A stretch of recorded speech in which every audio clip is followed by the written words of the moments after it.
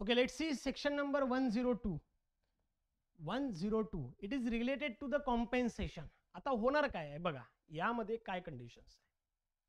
काही वेळेला असं होतं की टाउन प्लॅनिंग स्कीम इम्प्लिमेंट करताना किंवा टाउन प्लॅनिंग स्कीम तिथे तयार करताना बरेचदा काही प्रॉपर्टीला लीगल राईट्स असणाऱ्यांना किंवा प्रॉपर्टीजला भरपूरदा नुकसान होते, त्यांचा लॉस होतो, त्यांना काहीतरी त्रास होतो. ओके, जसं की building get restricted in height, private access road is removed, commercial plot is changed to a garden, a owner loses the a part of their property use or earning the potential. Okay, आणि त्यालाच आपण काय म्हणतो, इंजुरियसली affected म्हणतो. Clear. यामध्ये बघा सगळ्यात महत्त्वाची गोष्ट काय की बरेचदा टाउन प्लॅनिंग स्कीम करताना अशा गोष्टी होतात की बिल्डिंगची हाईट जी आहे त्या टाउन प्लॅनिंग स्कीममध्ये रिस्ट्रिक्ट केली जाते, किंवा प्रायव्हेट ॲसेस जो होता किंवा जो काही प्रायव्हेट ॲसेस रोड होता तो चालला जातो.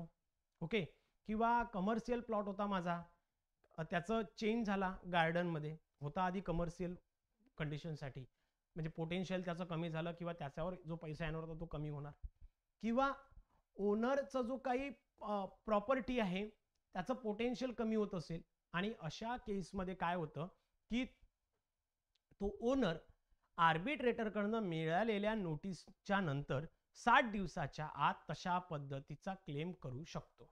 ओके, बघा, if your property or legal rights is negatively affected you can claim compensation, but only if you make the claim to the arbitrator within a 16 days after receive a notice from the arbitrator. जे काही final plot allot झाले आहे त्यानुसार तुम्हाला जे काही notice मिळेल त्याच्या 60 दिवसाच्या आत तुम्ही जर का आर्बिट्रेटरकडे अप्लिकेशन केलं किंवा ऑब्जेक्शन घेतलं की बाबा मला अशा अशा पद्धतीचं नुकसान झालं, या केसमध्ये मला कॉम्पेन्सेशनची गरज आहे, तर मग आर्बिट्रेटर ठरवतो की कॉम्पेन्सेशन तुम्हाला मिळायला पाहिजे का. जर का तो खरंच कॉम्पेन्सेशनच्या केसमध्ये येत असेल की बाबा द्यायची गरज आहे, तर मग कॉम्पेन्सेशन देणार कोण. दोन केसमध्ये either compensation will paid by, प्रत्येकच वेळेला कॉम्पेन्सेशन प्रत्येकच वेळेला प्लॅनिंग ऑथॉरिटीज देते असं नाही.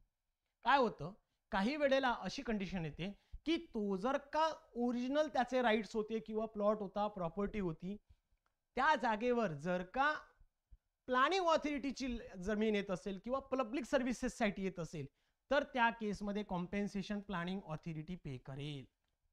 क्लिअर. पण इथे एखाद्याचा कमर्शियल प्लॉट होता आणि त्याचा कमर्शियल प्लॉट चेंज झाला, पण तिथे जे गार्डन झालं त्याचा फायदा प्लॅनिंग ऑथॉरिटीला झाला म्हणून प्लॅनिंग ऑथॉरिटी ती.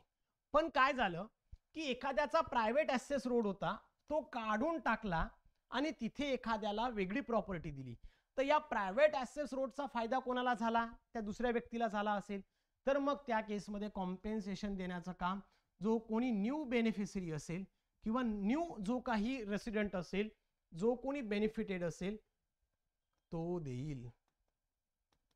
लक्षात आलं. Okay, this means the claim for a compensation must be follow the rule limitations that are given under the section 101. Clear. So अशा पद्धतीने कॉम्पेन्सेशन दिल्या जाऊ शकतो जर का एखाद्याचे राईट्स डिरेक्टली अफेक्ट होत असतील किंवा त्याच्या पोटेन्शियल कमी होत असेल किंवा त्याच्या प्रॉपर्टीचं नुकसान होत असेल, त्या केसमध्ये तो एक्स्ट्रा कॉम्पेन्सेशनसाठी सुद्धा मागू शकतो. तर अशा केसमध्ये एकतर प्लॅनिंग ऑथॉरिटी देईल किंवा जो काही त्या राईट्समुळे जो बेनिफिटेड आहे, ज्याला त्याचा फायदा झाला, तो देऊ शकतो. आणि हे सगळं डिटरमाइन करायचं काम कोणाचं आहे, आर्बिट्रेटर करेल. चला सांगा, 102 क्लिअर आहे का? यस और नो?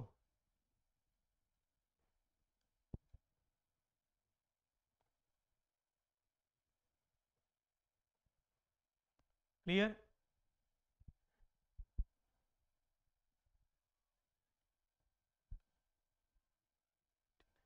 जर का कोणी कॉम्पेन्सेशन द्यायला तयार नसेल तर सांगतो पुढे काय आहे. त्याला एकतर एका पार्टमध्ये किंवा इन्स्टॉलमेंटमध्ये द्यावं लागतात 10. अदरवाईज जर का त्याने दिलं नाही तसं तर मग त्याला नोटीस पाठवल्या जाते. त्याने जर का नोटीस इग्नोर केली तर डायरेक्ट त्याने इन्स्टॉलमेंट घेतलं असं समजलं जाते आणि त्याच्या बदल्यात त्याला 6% एवढं पर म्हणजे ॲन्युअल रेट अप्लाय केलं जातं आणि जरी तो देत नसेल तर महसुलाच्या फॉर्मॅटमध्ये त्याच्याकडनं ती वसुली केली जाते. चला पुढे जाऊया. क्लिअर. नेक्स्ट सेक्शन नंबर 1 एक एक्झाम्पल पण बघून घ्या. You own a shop on a corner. बघा, you own a shop on a corner म्हणजे आधी माझ्याकडे एक शॉप होतं, कॉर्नर पीस होतं.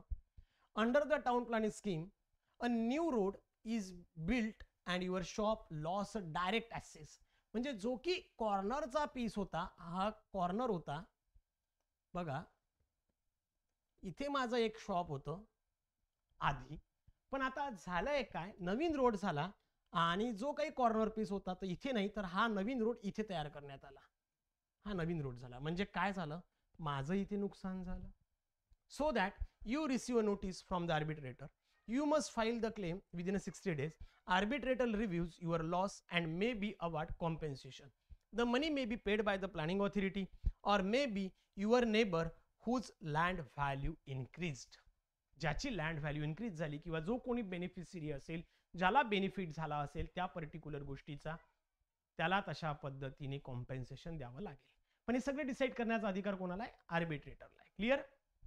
चलो 103 काय सांगतो?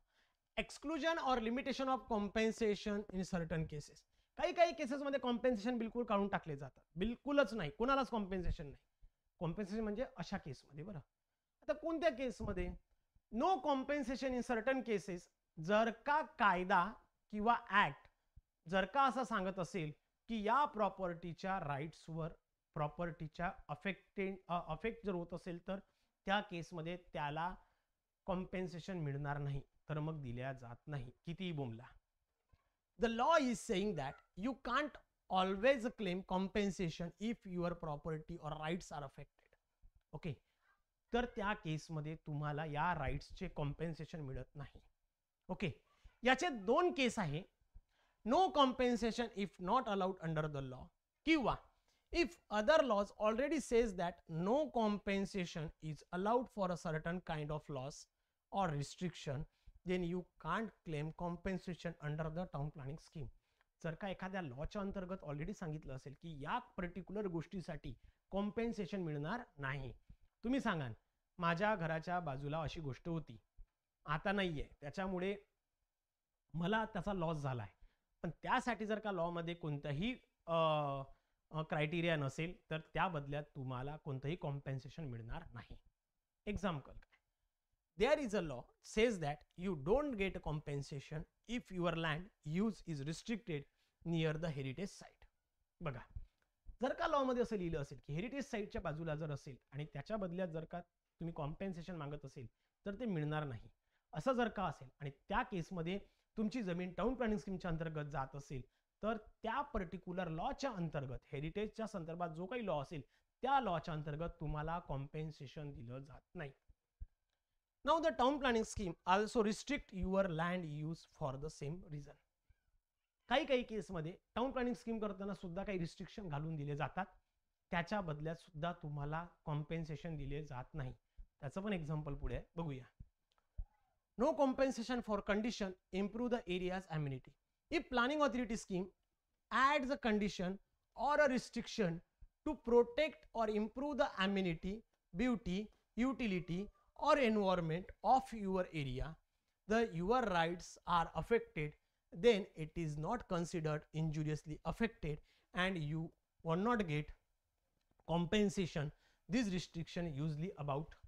बघा, जर का एखाद्या वेळेला टाउन प्लॅनिंग स्कीम करताना प्लॅनिंग ऑथॉरिटीला वाटत असेल की बाबा रे environmental issue, beauty, utility, aesthetic view, conveniency, comfortness, wealth, health, ह्या सगळ्या गोष्टी जर का मेंटेन करायच्या असेल तर त्यासाठी काही काही वेळेला प्लॅनिंग ऑथॉरिटी काही ऑलरेडीच रिस्ट्रिक्शन टाकून ठेवते.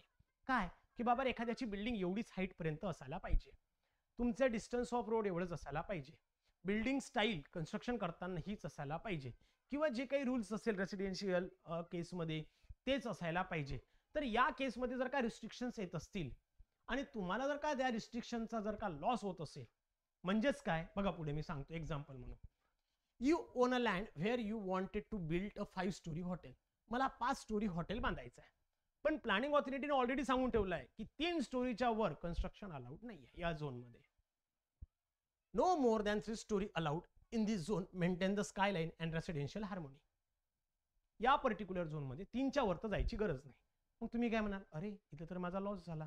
बिलकुल नाही, काही प्रोसेस नाही. These are the restrictions. या अंतर्गत तुम्हाला कॉम्पेन्सेशन मिळणार नाही.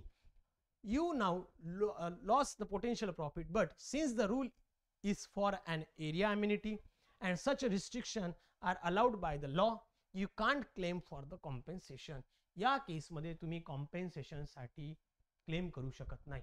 म्हणजेच इन शॉर्ट सांगायचं झालं, जर का कोणत्या लॉच्या अंतर्गत तुम्ही जे कॉम्पेन्सेशन मागत असेल, जे मिळायचंय ते मिळतीलच. म्हणजे एखाद्याचं लँड गेलं, व्हॅल्यू कमी मिळाली, कॉम्पेन्सेशन मिळेल, याच्यासाठी सर मिळणार नाही असं होणार नाही. उगाच कोणी गोष्टी मागताय तुम्ही. कने गोष्टी, सर आमच्या घराच्या बाजूला आधी ड्रेनेज होतं किंवा आमच्या इथे ड्रेनेज होता, आता इथे काहीच नाही. रिव्हर साईड व्ह्यू होता, आता भेटला नाही, त्याचं कॉम्पेन्सेशन द्या. अरे असं कसं काय भाई? त्या बदल्यात तुम्हाला कॉम्पेन्सेशन मिळणार नाही.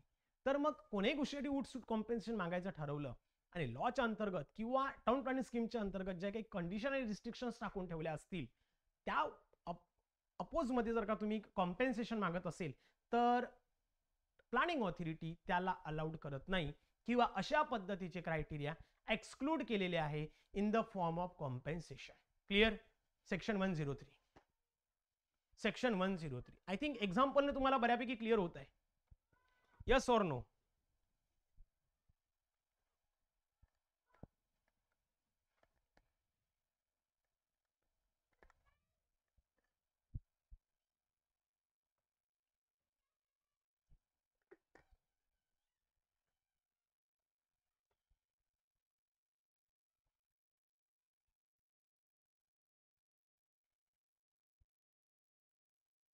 चलो ओके. नेक्स्ट 104 काय सांगतो?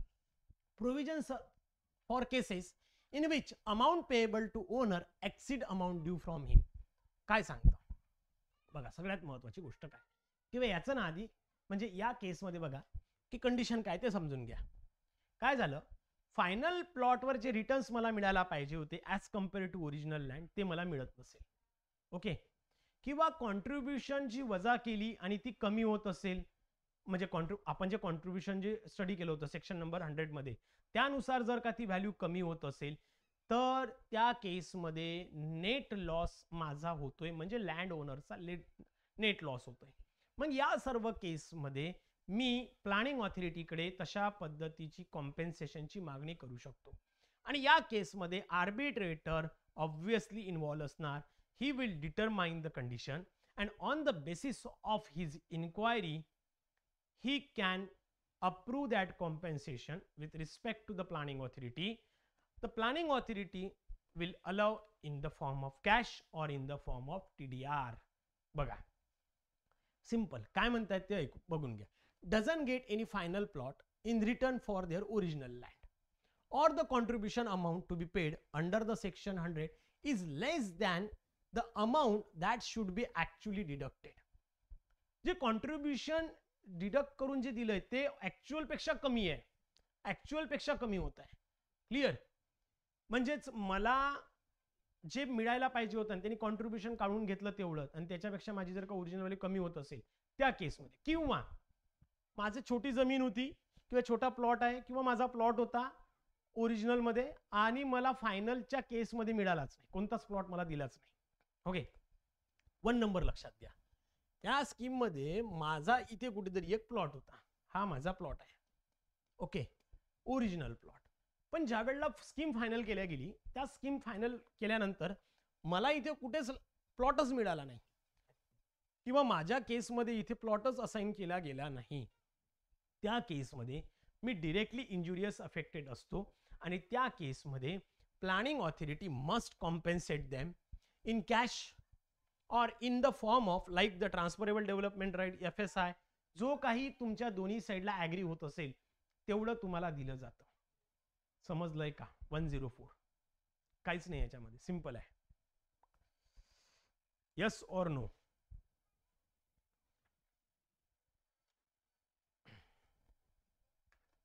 असं तर कधी होत नाही, म्हणजे नॉर्मली दिलं जातं मी जेवढ्या टाउन प्लॅनिंग स्कीम रीड केल्या, आता मी काही एवढ्याही नाही रीड केल्या, पण जेवढ्याही मला माहिती आहे किंवा मी जे वाचलेले आहे त्यामध्ये असं काही ऑब्जेक्शन किंवा कॉम्पेन्सेशनचं मी काही कधी बघितलं नाही. ओके.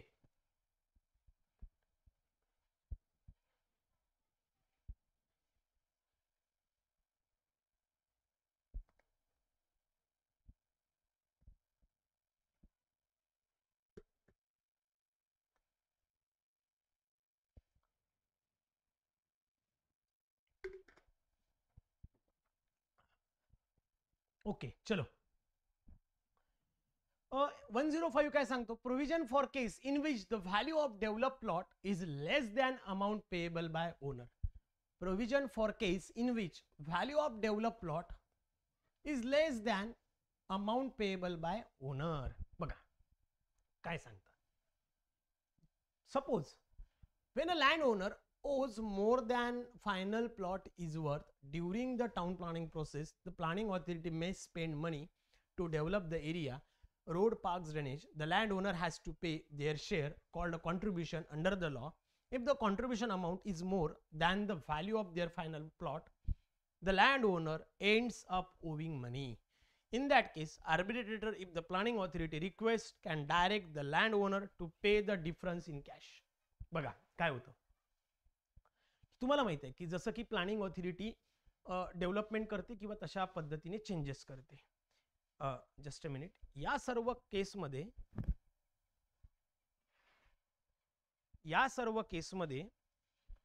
जर का या सर्व प्रोसेसमध्ये जर का कॉन्ट्रीब्युशन व्हॅल्यू किंवा कॉन्ट्रीब्युशन हे खूप जास्त असेल किंवा फायनल प्लॉट व्हॅल्यू पेक्षा पण असेल, तर contribution amount is more than the value of their final plot, the land owner ends up owing money. In that case, arbitrator, if the planning authority request, can direct the landowner to pay the difference in cash. जो काही contribution difference असेल तो cash मध्ये पे करायला सांगतो. म्हणजेच काय, त्या व्यक्तीला तो पैसा पे करणं गरजेचं आहे. क्लिअर? लक्षात आलंय? आता या केसमध्ये तो व्यक्ती जो कोणी ओनर असेल त्याने तो पैसा पे करायला पाहिजे. बट जर का तो लँड ओनर तो डिफरन्स पे करत नसेल, त्या केसमध्ये if the owner fails to pay the extra amount to the planning authority, can gain request the arbitrator to take action. त्या केसमध्ये आर्बिट्रेटर काही ऍक्शन घेतो on the request of planning authority. काय condition असू शकतात व्यवस्थित समजून घ्या. First, the original plot of the defaulter is acquired. The planning authority pays for this plot. म्हणजे जो कोणता ओरिजिनल प्लॉट आहे तो काय करतो, तो डिफॉल्टर आहे तो ॲक्वायर केला जातो, त्याला जप्त केलं जातं किंवा स्वतःकडे घेतला जातो. त्या बदल्यात प्लॅनिंग ऑथॉरिटी त्याला पे करते. ओके. आणि त्या केसमध्ये जो काही डिफरन्स असेल तो म्हणजेच मार्केट व्हॅल्यू नुसार, so for this plot at the market value as it was when the scheme was declared or before the improvement, the money is distributed among the landowners. जे कोणी लँड ओनर्स असतील किंवा land owner असेल त्यांच्यामध्ये तसे पैसे त्यांना वाटून दिले जातात किंवा हे केले जातात. किंवा त्यामध्ये जर का कोणी भागीदार असेल जसं की बँकेचा मॉर्गेज असेल किंवा जॉईंट ओनर असतील तर त्यांना तशा पद्धतीने पैसे दिले जातात. Then the final plot then becomes absolute property of planning authority with no legal claims encumbrances on it. त्या केसमध्ये प्लॅनिंग ऑथॉरिटी त्याची संपूर्ण मालक बनते. म्हणजे शॉर्टमध्ये सांगायचं झालं तर काय आहे, एखाद्या पर्टिक्युलर ओनरने जर का तशा पद्धतीचा डिफरन्स पे केला नाही किंवा तो जर का तसा डिफरन्स देण्यासाठी मनाई करत असेल तर त्या केसमध्ये on the request of planning authority arbitrator काय करतो, त्याची ओरिजिनल लँड जी आहे ती ॲक्वायर करतो. त्याच्या बदल्यात जे काही बिफोर द इम्प्रूव्हमेंट जी काही ओरिजिनल प्लॉटची व्हॅल्यू आहे ती त्याला पे केली जाते किंवा जॉईंट ओनर असेल तर त्यांना पे केली जाते. ऑर जर का बँकचं मॉर्गेज असेल तर त्यांना त्यांची व्हॅल्यू देऊन ओके त्याची संपूर्ण मालकी हक्क प्लॅनिंग ऑथॉरिटी स्वतःच्या नावावर करून घेऊ शकते. क्लिअर? एक्झाम्पल काय, your contribution due is 40 lakh. Okay. Contribution due तुम्हाला 40 लाख रुपये देणं आहे बघा. कॉन्ट्रीब्युशन 40 लाख रुपये देणं आहे. हे कोण आहे? कॉन्ट्रीब्युशन. बरोबर आहे. कॉन्ट्रीब्युशन 40 लाख रुपये देणं आहे आणि फायनल प्लॉट व्हॅल्यू 30 लाख रुपये. 30 lakh rupees final plot value आहे.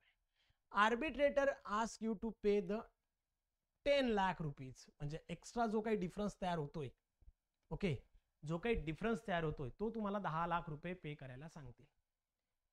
जर तुम्ही दिले वेल अँड गुड. जर तुम्ही देत नसाल the planning authority can acquire your original plot, pay you says rupees 20 lakh. 20 lakh का बरं? कारण की 10 लाख रुपये त्यांना द्यायचं होतं आणि तुमच्या फायनल प्लॉटची व्हॅल्यू 30 लाख होती. 10 लाख तर तुम्हाला त्यांना द्यायचेच होते. तुम्हाला फायनल प्लॉट मधून किती रुपये मिळणार होते? 30 लाख.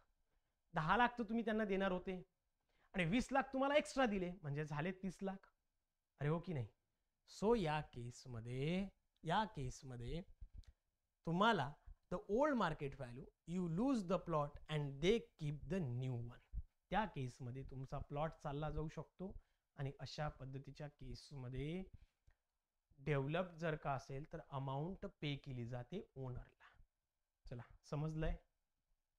चला सांगा.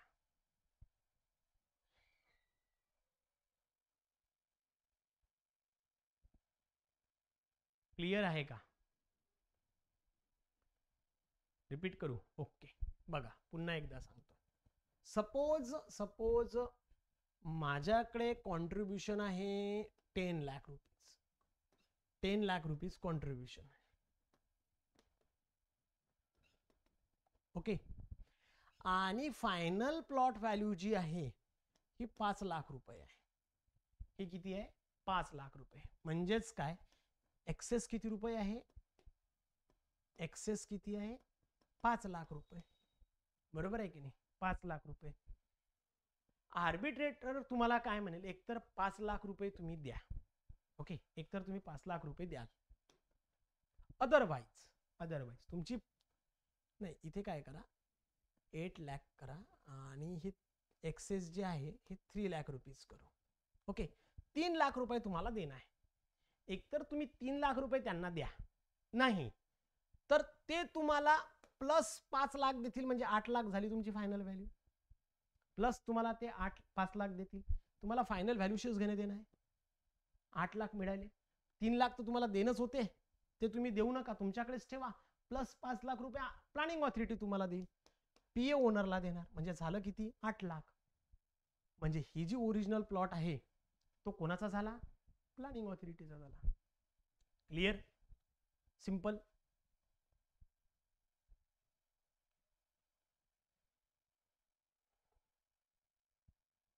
कम ऑन फास्ट.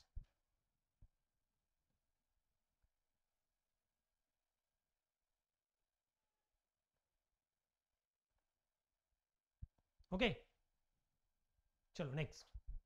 106 काय सांगतो? Payment by adjustment account. Payment by adjustment account काय सांगतो? या बघा, prefer adjustment first. Adjustment first काय प्रिफर करायची आहे? If the person has dues to pay for a final plot like a contribution or charges or his interest in any other plot under the scheme, then the payment will be adjusted against the amount. बघा, मला planning ऑथॉरिटीला 100 रुपये द्यायचे. किती? 100 रुपये. Planning authority ओनरला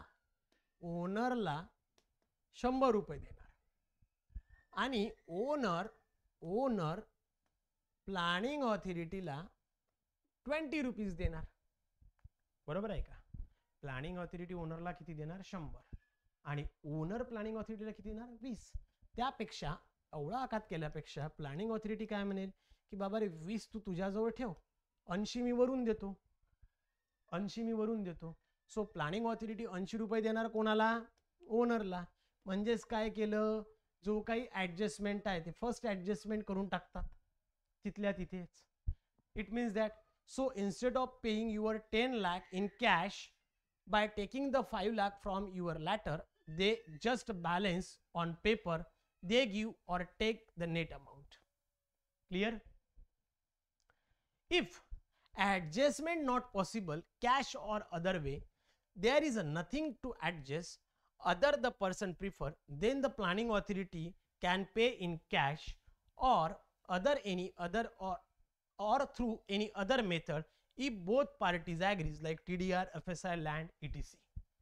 जर का त्या केसमध्ये तो व्यक्ती अशा पद्धतीने जर का मान्य करत नसेल तर मग त्याला कॅश पे केली जाते किंवा TDR, FSI अशा गोष्टी दिल्या जातात. पण शक्यतोवर तेव्हा तिथल्या तिथे ते ॲडजस्टमेंट करून तुम्हाला त्या गोष्टी ॲडजस्ट करायला लावतात. Clear? Yes or no? Come on fast.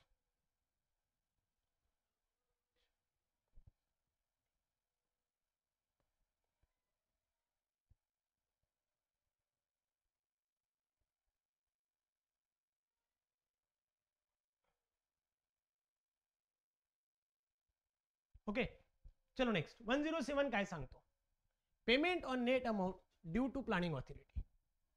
Payment option for the land owners contributors. बघा काय आहे आता. काय कॉन्ट्रीब्युशन देताना जर का कॉन्ट्रीब्युशनची व्हॅल्यू खूप मोठी असेल, आपण हे फक्त एक्झाम्पल म्हणून लाखात बघतो, आली वेळ तर करोडात पण असू शकते. ओके, सो कॉन्ट्रीब्युशन पे करताना ओके, ऑब्विसली तुम्ही बघितलं होतं कॉन्ट्रीब्युशन कोण देणार? ओनर देणार प्लॅनिंग ऑथॉरिटीला. तर एक कॉन्ट्रीब्युशन देताना जे कॉन्ट्रीब्युशन तुम्हाला द्यावं लागते त्यासाठी त्यांनी दोन ऑप्शन दिलेले असतात. पहिलं ऑप्शन असं असते मित्रांनो की ॲट ए टाइम तुम्ही पूर्णच द्या. जे काही अमाऊंट असेल ते वन टाइम मध्ये पे करा, जेवढी काही अमाऊंट असेल. तुम्हाला नाहीच पटत, तुम्हाला हे नाही जमत, सेकंड ऑप्शन आहे तुम्हाला इन्स्टॉलमेंट टाकून दिल्या जाऊ शकतात, ज्या की 10 वर्षापेक्षा जास्त नसेल, मॅक्झिमम 10 इयर, आणि 10 इन्स्टॉलमेंट पेक्षा जास्त नसेल एवढ्या इन्स्टॉलमेंट टाकून देतात. पण यावर 6% rate of interest per annum apply केल्या जात असतो. क्लियर? अशा पद्धतीने तुम्ही कॉन्ट्रीब्युशन पे करू शकता. जर तुम्हाला नोटीस आला की बाबा तुम्ही कोणत्या पद्धतीने कॉन्ट्रीब्युशन पे करता, जर तुम्ही सांगितलं की मी ॲट ए टाइम पे करतो तर पे करा.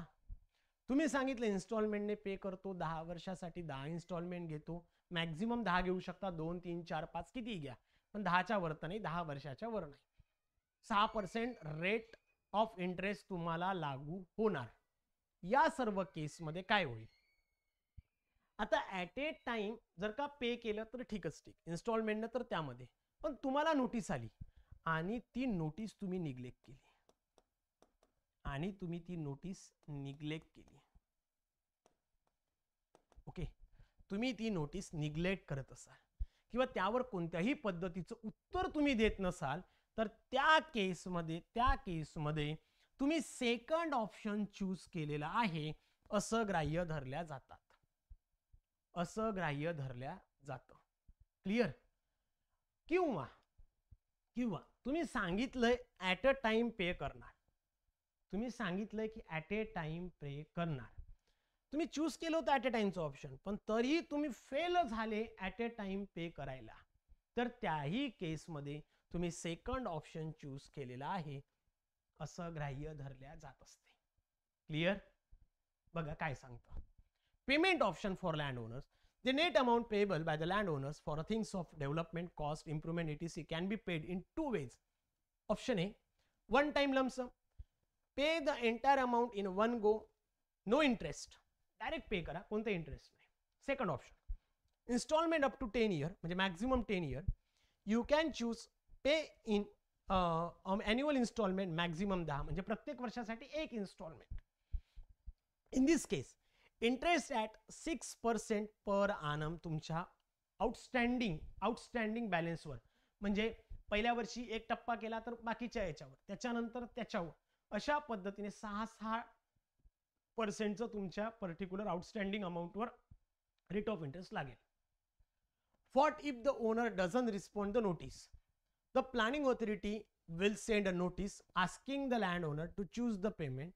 If landowner failed to choose by the deadline, then are automatically considered you to have chosen the installment option, and interest rate of 6% per annum will start from the date of mention in the notice. What if the owner choose lump sum but doesn't pay? त्याने काय सांगितलं, at a time पे करणार होता पण नाही केलं. If the owner says they will pay full but fails to do so by the due date, they still owe interest at a 6% per annum from the due date till the actual payment. त्याला पूर्ण पेमेंटवर 6% त्याला देईपर्यंत. Okay. जर का एखाद्या ओनरचे multiple plots असतील, आता एक टाउन प्लॅनिंग स्कीम आहे आणि एखाद्या ओनरला 2-3 ठिकाणी प्लॉट भेटले, 1-2 असे 2 प्लॉट भेटले, तर तो दोन्ही याची अमाऊंट ॲट अ टाइम पे करू शकतो किंवा दोन्ही याला तो तशा पद्धतीने इन्स्टॉलमेंट मध्ये डिवाइड करून घेऊ शकतो. It depend upon him. Clear. बघा, if the person owns 2 or more final plots, their total payable amount will be distributed proportionately across the plot. The basis of distribution, the increment rise in value of each plot. So the more a plot benefits from the scheme, the larger shape of contribution it pays, unless the owner and planning authority mutually agree use a different method. Okay. जर का खूप जास्त केसमध्ये ते असेल तर तशा केसमध्ये काही म्युच्युअली ॲग्रीमेंट केलं जातात, त्या केसनुसार तो ओनर पे केला जाऊ शकतो. एक्झाम्पल काय आहे बघा, जसं की एखादा आहे 10 लाख रुपये त्याला देणं आहे. ओके. आणि त्याच्याकडे 2 प्लॉट्स आहे. प्लॉट ए बेनिफिट 6 लाख रुपये असेल. ओके. आणि प्लॉट बी 4 लाख रुपये त्याचं बेनिफिट्स असेल. ओके. कॉन्ट्रीब्युशन वेगवेगळं राहू शकतं. Okay. So plot A bears the 60%, 10 lakh of 6, आणि plot B 40%, 10 lakh of rupees 4%. If you don't म्हणजे अशा पद्धतीने तो देऊ शकतो किंवा दोन्ही ॲट अ टाइम देऊ शकतो, किंवा जर काही म्युच्युअली तुम्हाला करायचं असेल प्लॅनिंग ऑथॉरिटी सोबत, त्यांच्यासोबत त्या पद्धतीने तुम्ही करू शकता. If you don't respond to the payment notice, you will automatically play the instalment 6%. Clear आहे.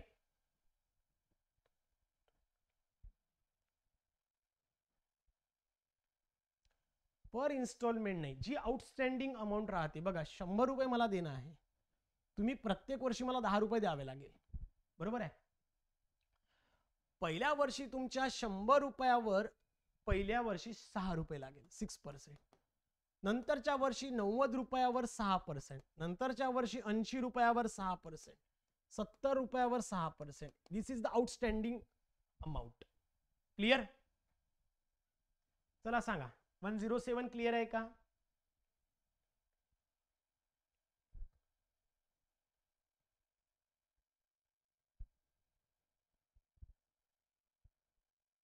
यस.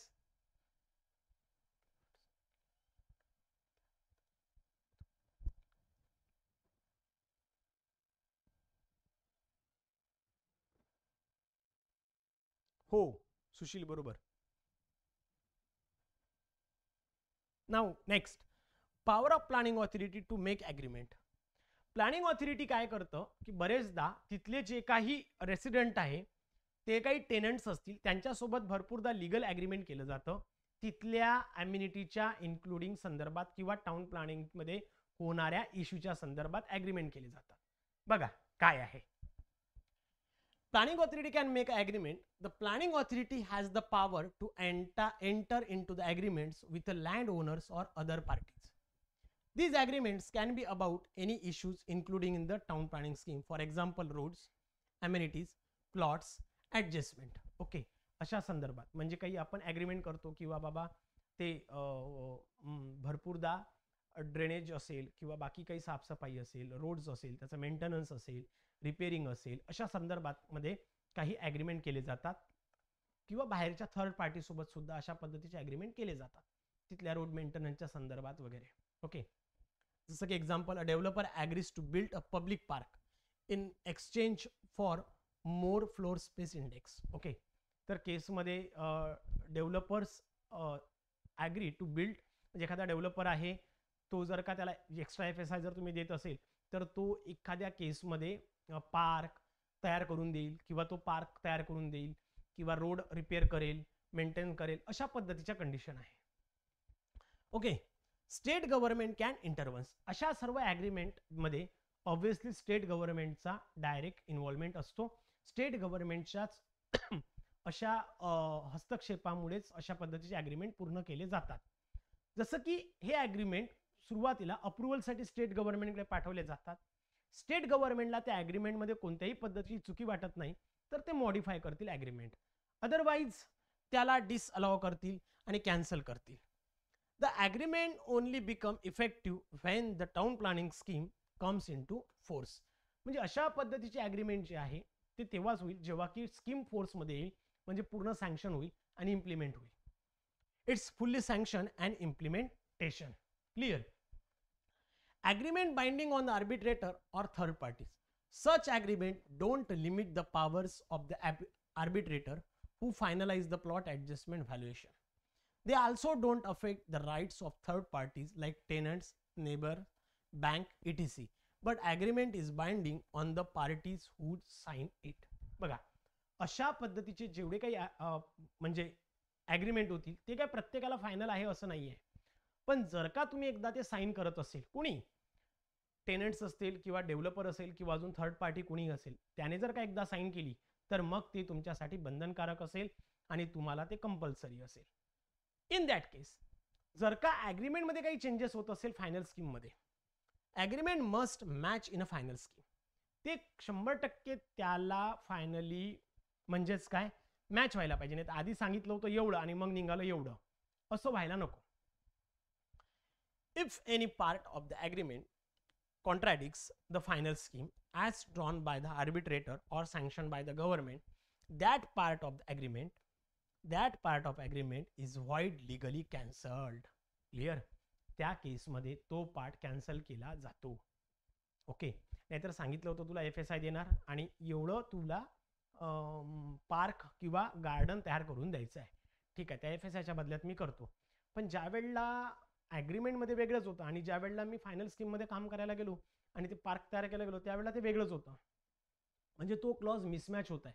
अशा केसमध्ये ते कॅन्सल सुद्धा केलं जाऊ शकतो किंवा छोटा पार्ट जर असेल तर तो कॅन्सल होऊ शकतो. क्लिअर. Yes or no. चला सांगा पटकन. 108 क्लिअर आहे का?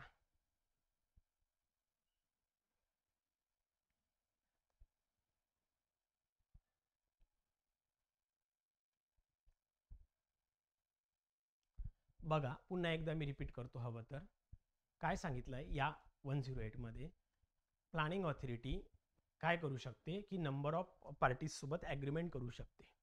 जसं की जेवढे काही डेव्हलपमेंट आहे किंवा बाकीचे काम आहे ते करण्यासाठी तशा पद्धतीचे ॲग्रीमेंट केले जातात. गार्डनसाठी वेगळं ॲग्रीमेंट केलं जाऊ शकतं आणि त्याच्या बदल्यात त्याला काही FSI त्या स्कीममध्ये जर देत असेल तर तशा पद्धतीने ॲग्रीमेंट केलं जाईल.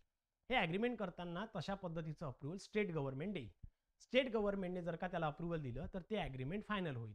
पण फायनल झालेला ॲग्रीमेंट त्याच्यासाठी बाइंडिंग आहेच असं नाही आहे. तो घेऊ शकतो किंवा नाही पण घेऊ शकत. पण एकदाच जर का त्या ॲग्रीमेंटवर त्याने साईन केली तर ते कंपल्सरी त्याला करावं लागेल. ओके, आणि त्याला ते करणं आहे.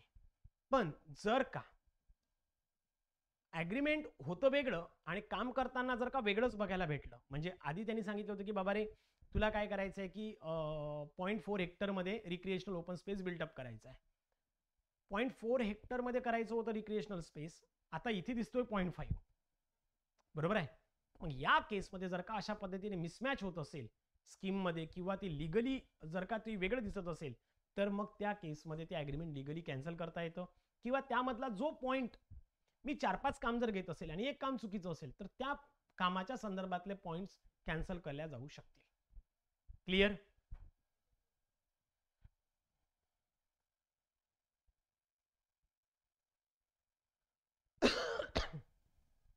नेक्स्ट 109 काय सांगतो, recovery of arrears.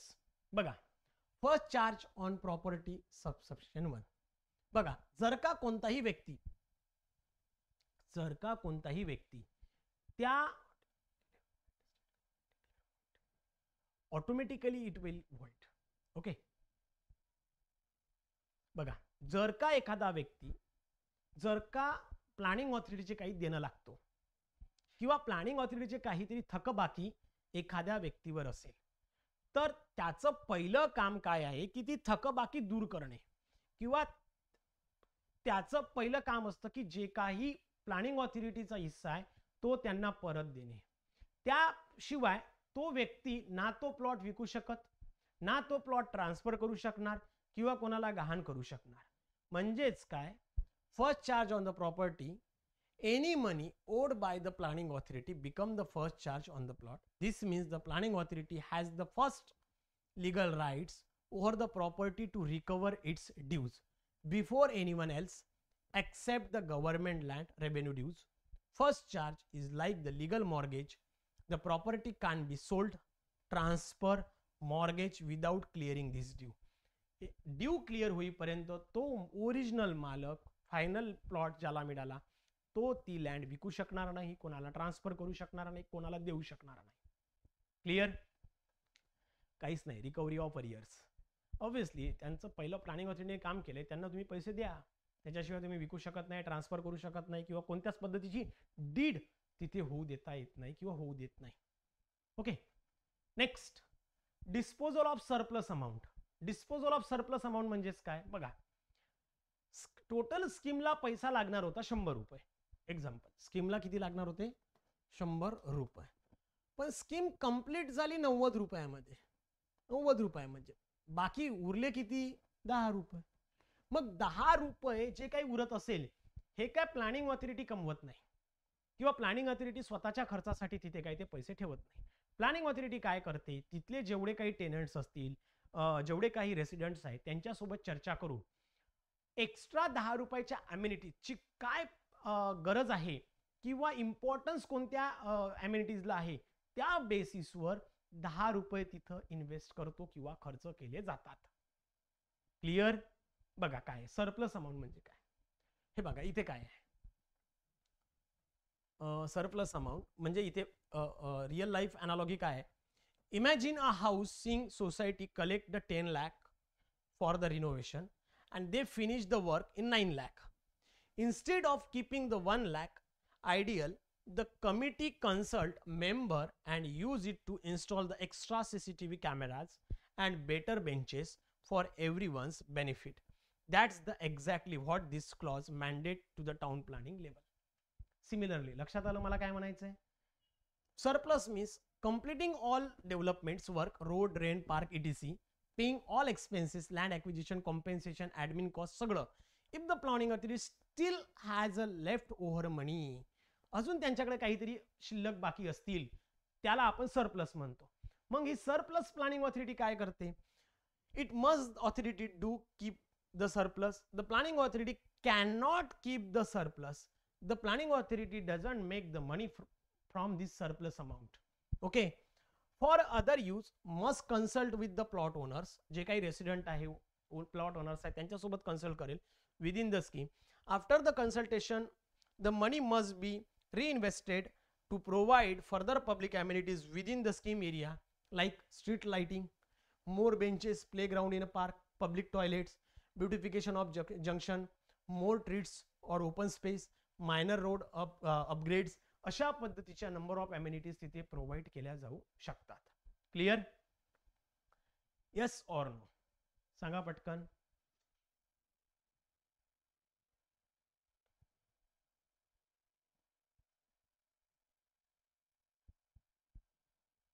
Second last, execution of work in a final scheme by the planning authority. बघा, जी काही time limit, completion time limit, sir PA roads open space बनवून देतं पण त्याचं काही. येस सुशील, सांगतो मी तुम्हाला. ओके, सांगतो मी तुम्हाला. ओके, चला पुढे बोलतोय. मला एवढे 2 सेक्शन सांगू द्या आणि मग त्याच्यावर आपण डिस्कस करूया. क्लिअर? बघा, execution work in a final scheme by the planning authority. So planning ऑथॉरिटीने जी काही टाइम लिमिट घालून दिलेली आहे टाउन प्लॅनिंग स्कीम कंप्लीट करण्यासाठी, किंवा तशा पद्धतीने जे काही प्रिस्क्राइब टाइम पिरियड दिलेला आहे, किंवा आर्बिट्रेटरने जो काही टाइम पिरियड सेट केलेला असेल, जसं की आपण सेक्शन नंबर 72 मध्ये वगैरे बघितलं होतं की जो काही प्रिलिमिनरी स्कीम आणि फायनल स्कीमच्या अंतर्गत जे काही टाइम पिरियड आहे ते टाइम पिरियड दिलेल्याच टाइम पिरियडच्या आतमध्ये कामे संपवणं गरजेचं असते. Extension of time only in special cases. आता स्पेशल केस जर का येत असेल ओके, तर त्याच केसमध्ये तो टाइम पिरियड वाढून मिळेल. If the planning authority can't finish in a time it must apply to the state government. The state government may grant the extension but only if there are the exceptional reason and it must explain those reason in written. If planning authority still fail, तरी जर का planning authority fail होत असेल, म्हणजे जी काही गव्हर्नमेंटने deadline दिली असेल ती देऊन सुद्धा जर का प्लॅनिंग ऑथॉरिटी फेलच होत असेल, तर त्या केसमध्ये स्टेट गव्हर्नमेंट डेडलाईन नंतर ऑफिसर अपॉइंट करून सर्व प्लॅनिंग ऑथॉरिटीचं काम त्या सेम कॉस्टमध्ये कंप्लीट केलं करून देतो. आणि त्याच जी काही आर्बिट्रेटरने डिटरमाइन केलेल्या व्हॅल्यू होत्या त्याच मध्ये केलं जातं. आणि ती जी त्याला जी व्हॅल्यू पैसे लागणार असेल, जे काही गव्हर्नमेंट त्या बदल्यात पैसे देत असतील, ते सर्व पैसे ऑथॉरिटीकडनं रिकवर केले जातात. क्लिअर? लक्षात आलं? म्हणजे जी काही ऑथॉरिटी आहे त्यांच्याकडनं तसे पैसे कव्हर केले जातात जे की स्टेट गव्हर्नमेंट त्या ऑफिसरला पूर्ण काम करण्यासाठी देत असेल, ते सर्व पैसे ऑथॉरिटीकडनं काढल्या जाते, जे की सेक्शन नंबर 162 मध्ये पण आहेत. क्लिअर? लास्ट काय सांगतो, हे सर्व काम करताना किंवा प्लॉटिंग किंवा रिकॉन्स्टिट्यूशन ऑफ प्लॉट करताना जे काही बाउंड्रीज फिक्स केल्या जातात किंवा ज्या काही फायनल बाउंड्रीज मेन्शन केल्या जातात, त्यासाठी तुम्हालाही माहित आहे की कोणत्याही लेआउटमध्ये गेले तर तुम्हाला माहित आहे की काही स्टोन्स वगैरे फिक्स केले जातात, फेन्सिंग केलं जातं किंवा अशा पद्धतीने काम केलं जातं जेणेकरून ते प्लॉट एकमेकांपासून डिफर केले जातात किंवा बायफॉर्गेट करण्यासाठी जी प्रोसिजर यूज केली जाते, ते जर का कोणी लॉफुल्ली किंवा विलफुल्ली जाणून बुजून जर का ते जाणून बुजून कोणीतरी ते स्टोन उखडत असेल, काढून फेकत असेल, जर का यामध्ये ऑथॉरिटीने सांगितलं नाही किंवा कोणत्याही कलेक्टर किंवा लॉच्या अंतर्गत ते काढायला सांगितले नाही, तरी एखादा व्यक्ती किंवा कोणीही जाणून बुजून जर का तसं काढत असेल, तर त्याला पर स्टोन 20 रुपीज फाईन दिला जातो. ओके? आणि त्या केसमध्ये त्या व्यक्तीकडनं पर स्टोन 20 रुपये एवढे घेतले जातात. Okay? Whoever willfully destroy or injurious or without lawfully authority removes or a boundary, stone or a mark lawfully fixed or constructed, the collector on the receipt of intimation from the arbitrator or the planning authority may order such a person to pay a fine not exceeding 20 rupees for each stone or mark so destroyed, injured or removed as may be in his opinion be necessary to defray the expenses or restoring the same. Okay? आणि बाकी त्याला restoring वगैरे सगळं करून देणं ते त्याच्याकडनं केलं जातं. क्लिअर? अशा पद्धतीने मित्रांनो टाउन प्लॅनिंग स्कीम पूर्णपणे संपलेली आहे.